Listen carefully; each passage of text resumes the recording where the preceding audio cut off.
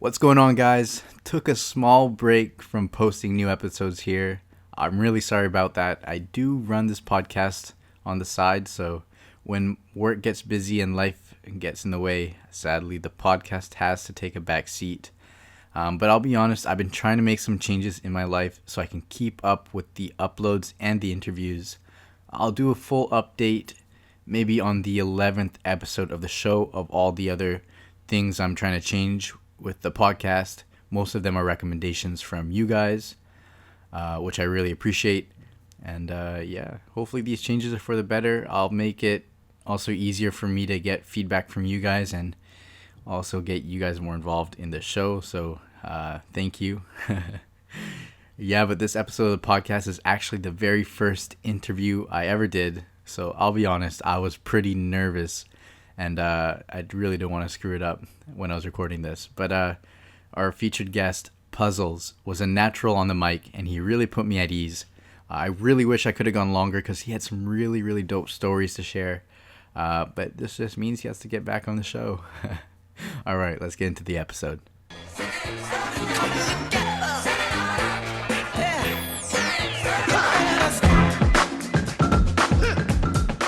What's up, guys? Wolvie here, and welcome to the CYPHER. On this episode of the podcast, and every episode, I interview highly talented and skilled B-boys and B-girls where they share their knowledge and experience with you to help you become a better dancer. Now, in this episode of the podcast, I'm very excited to introduce you to our featured guest, Savio Suen, but you probably know him as B-Boy Puzzles.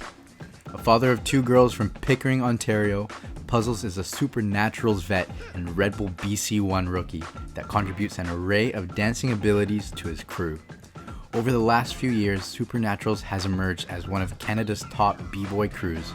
In 2008, they won B-Boy Unit Canada regional eliminations, earning the right to call themselves Team Canada at the competition's World Finals later that year. Since then, Puzzles has won jams and represented his crew, city, and country all around the world. And this is why I'm so excited to get into this interview. Yo, Puzzles, you ready to get into it? Let's do it. All right, awesome, man. Thanks so much for being on the show. I'm so stoked. Yeah, thanks for having me, man. It's my first podcast. Super excited myself, man. For sure. Cool. So let's start by getting into your personal life. Right on. What are you Uh, doing right now outside of breaking? Outside of breaking right now at this moment, I'm mostly being a father. I recently just have twin girls. They're about 8 months now, so it's been a journey, man. It hasn't been smooth. At times, it's been rough. You know, I miss sleeping, but slowly these girls are getting bigger, and my life is starting to get back to a little bit more of an organized state. So yeah, things are looking up. But as of this moment, yeah, man, I'm just trying to enjoy my time with my girls because every day they're doing something new, and I really don't want to miss much. So I try to be home as much as I can. So yeah, that's where I'm at right now. Awesome, man. Congratulations. It's one of the most beautiful things of life. So Thank you. for sure. It's cool. So let's get into how you started breaking and let's get all the way back to where you are today. Right on, right on. I gotta shout out my home city, Pickering. That's where I started b-boying. Pickering's suburbs of Toronto, Ontario. I kind of got into it. My older brother kind of got into it first. He was one of those guys that maybe tried breaking for like 2 days. But in those 2 days, I saw him getting down, and I kind of like got interested in it. And around 13, when I got to high school, um, a lot of my homies were like, "Yo, you got to learn this dance," and it was breaking. It was a dance that I saw my brother do, and they were like, "Yo, this dance is such a great way to get like talking to girls, like if you ever shy, you throw down some moves and then you can go up and say hi, and that's how I kind of got into it because like I was shy, and I think back then in school it was all about the ladies. So it was kind of like how I got into it. But how I fell in love with this and is another story down the line. But that's how I kind of got started. It was a way for me to kind of just interact and holler at the ladies. Nice, man. It's not the first time I heard that. So Yeah. cool. So now, how'd you get with your crew, Supernats? Oh, yo, that's a story. So what happened was, like I said, I'm from a small city. I don't actually live in Toronto, and most of the Supernats kind of live in my area. They were all kind of in the outskirts of Toronto. Um, but I was brought up to hate Supernats. The people that taught me first would tell me like, Supernaturals are biters. And back in the day in Toronto, that was the number one thing. B-boying wasn't really about foundation. It was more about just being original. Like you got to be original. And a lot of people would tell me before I even knew Supernats, oh, these Supernaturals, they're biters. So I kind of like hated them at first. It wasn't until I met one of the older members. His name is Amel, and I started hanging out with him because we're into the same interests. We're both Asians. We're into bubble tea, so we'll go kick it after practice. And you know, I got to know him, and I was like, "Yo, this guy ain't a bad dude. He's a cool dude." And he brought me around more Supernats. And our vibes were all the same, and so eventually I got down after a few years. But it wasn't until I battled all of them. That's when I was like, okay, I'll get down because it was what I was about back then was battling. So it took me a few years to officially get in because, while the battling, and then also some of the guys in the crew didn't really trust me because at first I was hating on them. So, but eventually, like we had the same vibe, and I got down in about 3, 4 years after that. So yeah, I think 2005. Dang, that was a little while ago, huh? Yeah, a long time ago, man. Cool. How would you describe your style? Uh, clean, clean. Yes, I can agree. I can agree with that for sure. that's uh that's always in my head when I'm dancing or when I'm feeling the music and I'm feeling the most comfortable. I wanted my style to be like clean and sharp. That's really all I care about. So yeah, so I would say clean. Sick. Who are your big influences? Oh, oh man, I have tons. And I'm actually lucky enough to have met a lot of my influences. Alien S is a big one. He taught me a lot. Not just in breaking, but just how to conduct myself, just in life in general. Po One influenced me a lot to be clean, to be sharp, to hit different levels. Ken Swift, I always liked all his different combinations. You know, uh, my boy Tango from Toronto, like he influenced me to want to be more original, think outside the box. Obviously, Migas, Boogie Brats, like being from Toronto, he was the man. And a lot of guys in my crew. And like, I can go on and on. I know I forget people, but I draw inspiration from my students, you know, like tons, man, tons, even cartoons. Cartoons. Go. What do you mean cartoons? Uh, you Dragon know, Ball Z.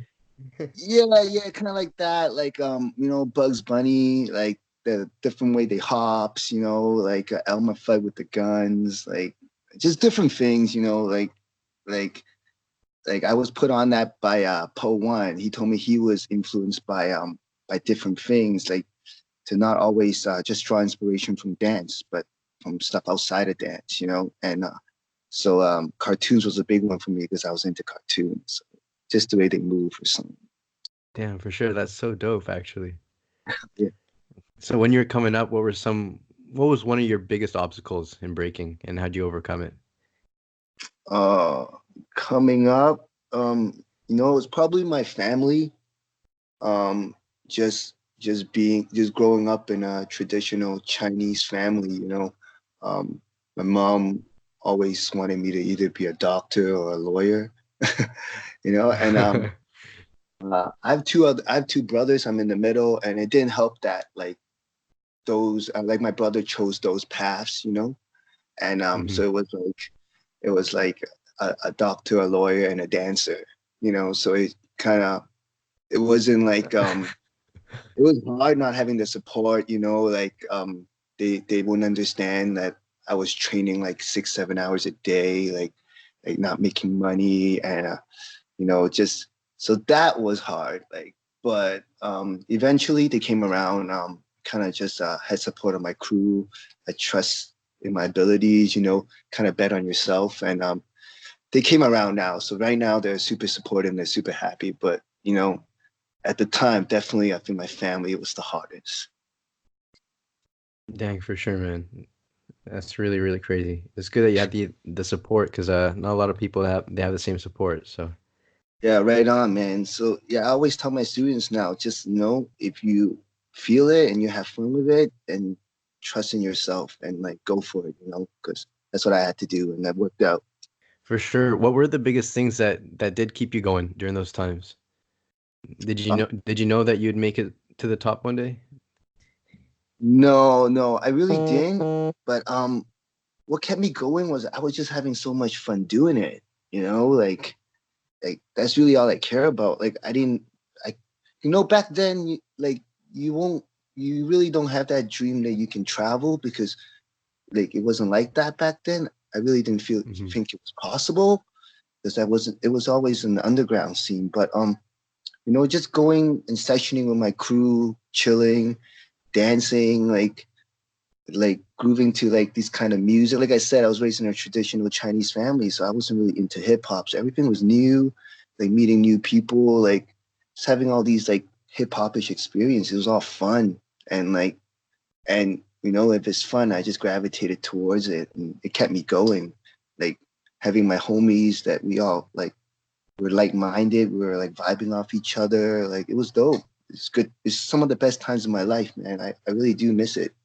When I get together with my crew now, we still talk about those days, those like 8 9 hour days, just sessioning, like chilling, and then going to eat breakfast in the morning because we session at night, 10 a.m.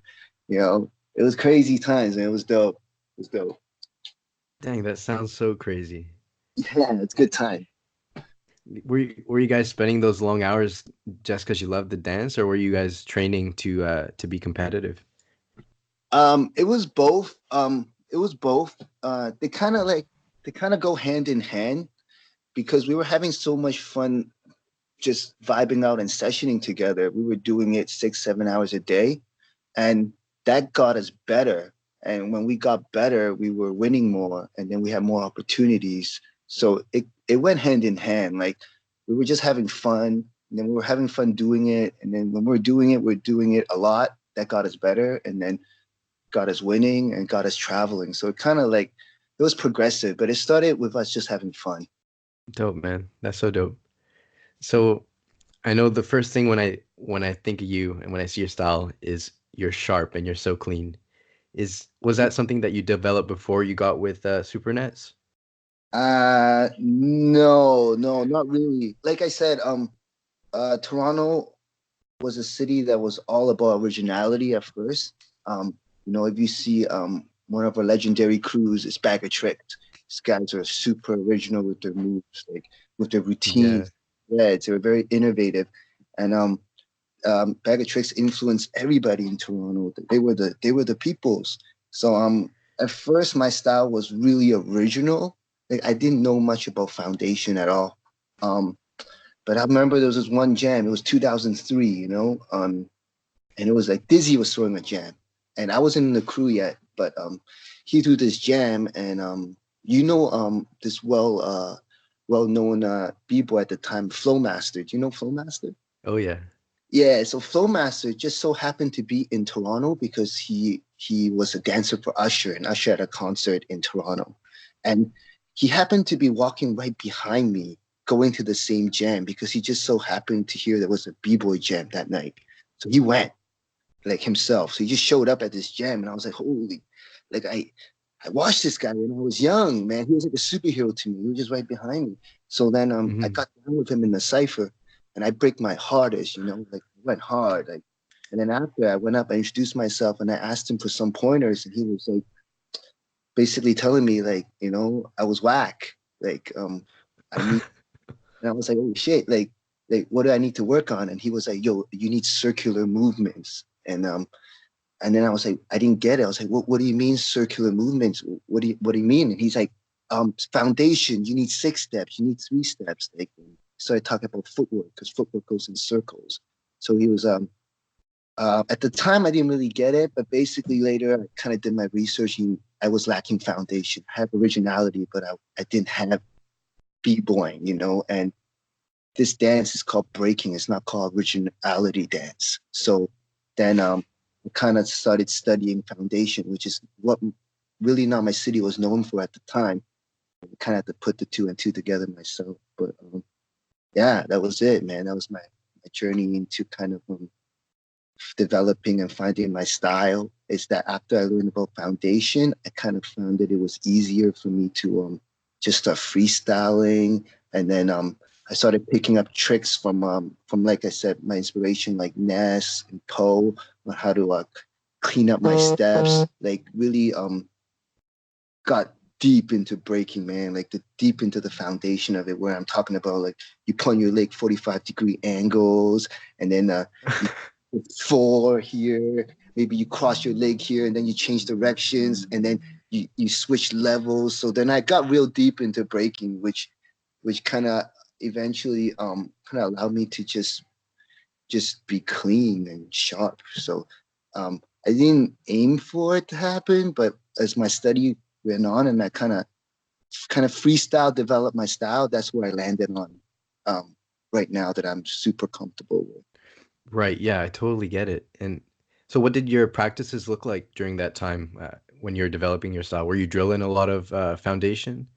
Yeah, I was just straight drilling, just just basic drills, 6 step drills, 3 step drills, 1 step drills. I would do 6 steps. Ness taught me to do 6 steps from one side of the room to the other side of the room. And if I can do that, then do it backwards. And if I can do that, do it from one corner of the room to the other, like and hit all 4 corners.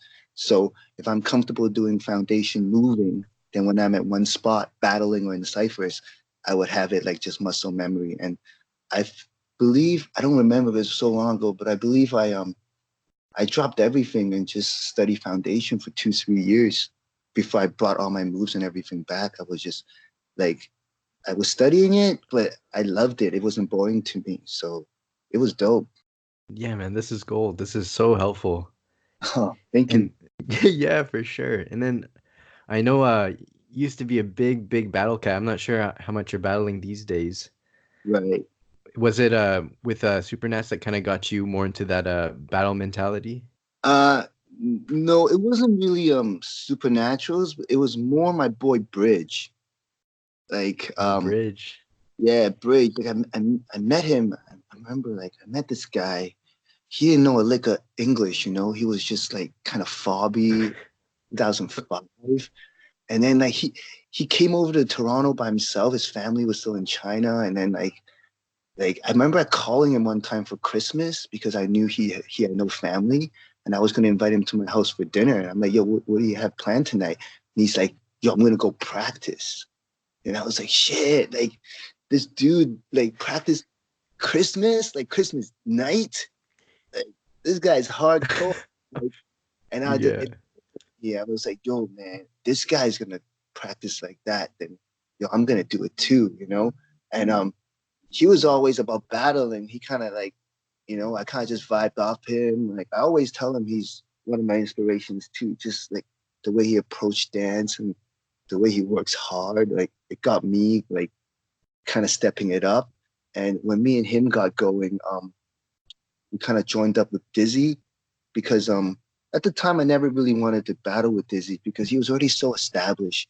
Like Dizzy was already like killing it. And like for me, like winning battles with him won't mean as much just because he was just killing it. I kind of wanted to do it on my own, and I always told him like when I feel like I'm at your level, I'll join you and we'll battle together. But I really wanted to earn my own stripes. I didn't want to have a lot of titles being carried by Dizzy, so I kind of like more gravitated towards Bridge. And when me and him started killing it, we joined up with Diz, and that's when like you know started like taking on guys like Menno and Hong Ten, and it was dope. Like, and it just then I got onto that world circuit for a bit, and it was cool, man. It's dope experience, man. Like I still want to battle, but like I said, at this point, like I'm about my daughters first, and like hopefully I get back to it in a few months or so. Like I am planning to end a freestyle session at the end of the year, so looking forward to that. Dope freestyle session Vancouver. You know what I mean? Yeah. Well, I'm not that one. I'm judging that one, but I'm gonna go to San Diego for the World Finals. Oh, even better, man. That's dope. Yeah, man. So how do you plan for prepping for that?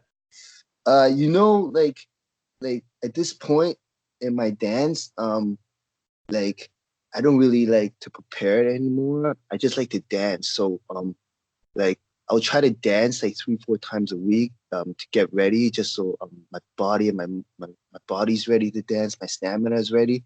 But I won't have a plan or have sets. I'm just gonna play music. I'm just gonna have fun and I'm just gonna dance. And then when I get to the battle, I'm just gonna flow.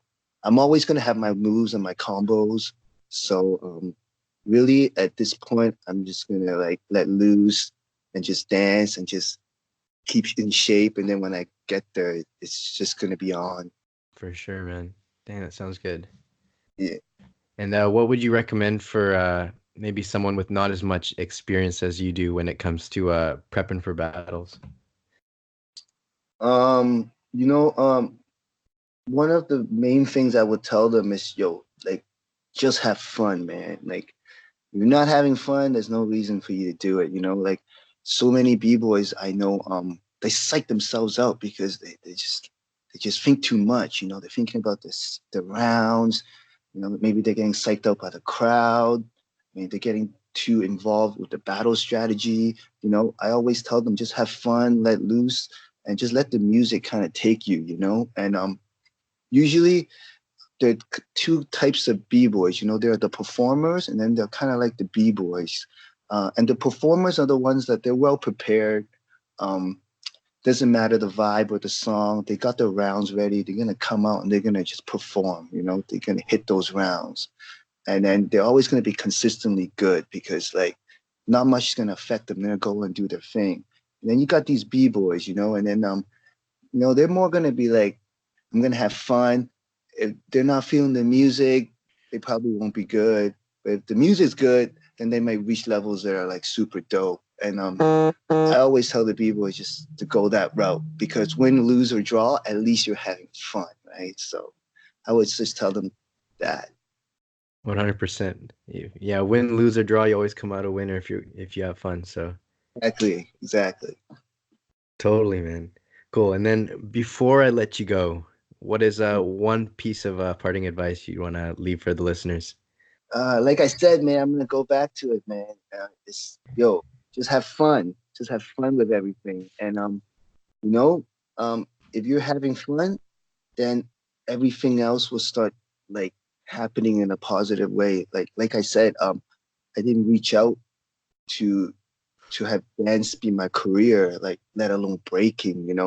Breaking it's not a dance that can I guess make as much income as what choreo's doing right now. I think that's more the hot thing, but you know, I just have fun with it, so I gravitate towards it, and then that allowed me to have a ton of time to session and to meet like-minded people to vibe out, and everything worked out. So I would just say, if you have fun, believe in yourself, and just go for it.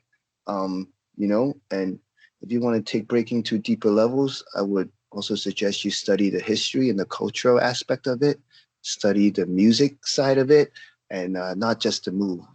It's actually more about the groove. So yeah, that's all I'll say about that. Cool, 100%. When it comes to the history, do you have any resources you would recommend? Maybe some books or some music? Yo, I will always recommend the Alien Ness book, The Art of Battle. It's super dope. Um, Obviously for me, the Boogie Brat, just to prove a point video is a great source of inspiration. The Storm, Footwork vocabulary is also really dope. Um, and generally, just I will recommend talking to OGs, man. That's how I really learn. Our dance is still really, really new. Hip hop dance only been around for about 45, 50 years. Our OGs are Mhm. still around, you know. It's not like the OGs of ballet or like jazz, you know. B-boys right now and B-girls are lucky enough to have OGs that are still alive and kicking. And you can even see them at jams dancing. I would um I would encourage all the young B-boys and B-girls to reach out, go up and ask them. Most OGs are really open to share, and there's resources out there. Just ask. And for the older B-boys and the OGs out there, I would suggest just share. Um, just share everything. You know, I don't really believe in biting and breaking. I don't think we can bite any moves. Everything in hip hop to me is taken from different cultures. A lot of the top rock steps come from different dance styles, you know, capoeira, Chinese kung fu. So I just feel like this dance is just a mishmash of all cultures already. So just share and that's it, man. Good vibes all around. For sure. Yes, puzzles. I freaking love it, man. This is awesome. I'll link everything that you mentioned at the website in the cipher.com. You can just search up B-boy, or sorry, you'll just search up puzzles. And yeah, reach out. Go to all the workshops when you have judges in town. Always reach out. So All right. yep. It. All right, cool, man. Puzzles has dropped so much info for us on this episode. If you want to learn more from him, he also does break-in tutorials and private coaching. You want to tell us a little bit more about that? Yeah, man. So I started up just a mentorship program online on Patreon. You can hit it up at patreon.com/puzzlesrock, PUZZLESROC. You know, so basically I drop monthly tutorials, monthly vlogs. I also do personal mentorship programs where you know, I send you footage. I send you tutorials. You can send me your practice footage and I give you live feedback. um, Also, 20% of everything I make, I'm gonna give it right back. You know, that's the message of hip hop, you know, give back. So, you know, that's about it for now, man. Yep. Thank you. Yeah, for sure. That 20% when I saw that on your Patreon, it really struck me. That's why I'm so excited to help promote and help spread your message. So Yeah, and yeah, thank I've taken you. your workshops before, and I can honestly say you're an awesome teacher, man, and definitely recommend it to anyone. Yeah, yo, thank you so much, man. It means a lot, man. Like, just one more thing I want to add is, you know, I judge a lot of battles. Like, you know, sometimes I judge battles every week, and I don't always remember winners of battles.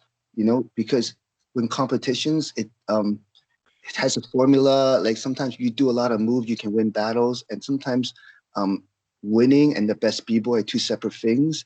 But what I really wanted to say, I was kind of getting off track, is I always remember you and your style. You know, you have a really distinct style. It's like I always remember when head swipes when I see your style. Like it's really cool angles, man. You know, and like that to me is really important because you stood out.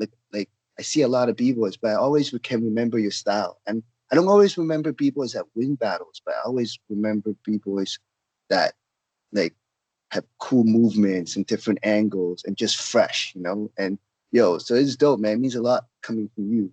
Cause like I'm a big fan of your stuff too, man. Man, 100% means a lot to me too. I'm a huge fan. Dang, okay, this is dope. And Puzzles, if people want to keep up with you, where's the best place to find you? You can hit me up on Instagram, Puzzles Rock, ROC again. Also, my email, puzzlesrockski@gmail.com. That's about it. And also, you can hit me up on Patreon, patreon.com/puzzlesrock. For sure. And you got your Facebook and YouTube at what, Puzzles Rock as well? Yes, Puzzles Rock on YouTube and Facebook as well. For sure. I know you might not have too much stuff recently on the YouTube, but I know you may be putting some on there pretty soon. Yeah, I actually filmed a ton of content. So when I'm like super comfortable in this groove with my twin girls, I'm gonna start putting them out. So I promise you I got a lot of good stuff coming. Yes. Okay. Good. I love it, man.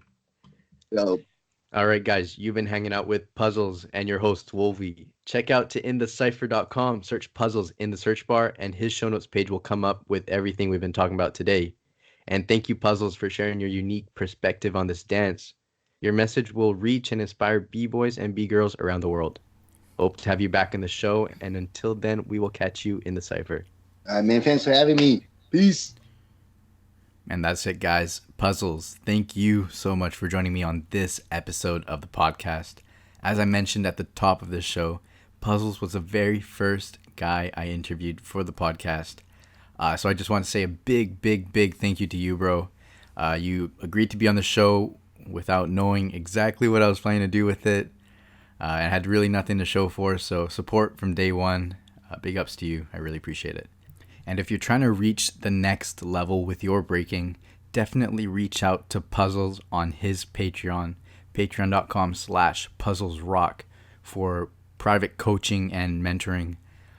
If he's taking on new clients, you better jump at the opportunity because I've taken his workshops. I know people that have been mentored by him, mentored and coached by him, and Puzzles has just transformed the way they dance completely. And it is just incredible what this guy can do. So hopefully he's taking on new students when you reach out to him. I couldn't recommend him more.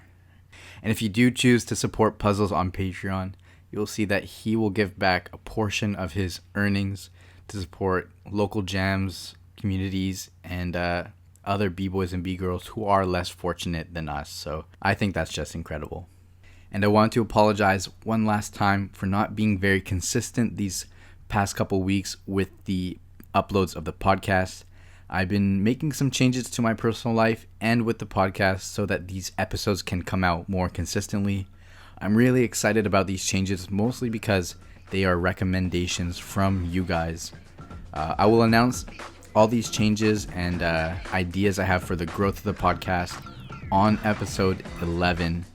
And I think I will actually go through some of the big lessons learned from the previous 9 interviews on the podcast. Some points I really want to drive home and points that the dancers I interview really want to drive home to the listeners. So I've never done anything like that, so I'm excited to see how it will turn out, and I'm excited to hear what you guys think. If you want to reach out directly to me, you can do that on Instagram at _inthecypher. Also on our website, inthecypher.com, you can leave comments on certain posts. And finally on YouTube, I upload the podcast on YouTube to make it easier for you guys. And you can definitely comment on there, in the Cypher on YouTube. I think that's everything. I'll catch you guys in 2 weeks for the next interview. It's going to be a good one, guys. So I'll see you then, or I'll catch you guys in the Cypher. Peace out.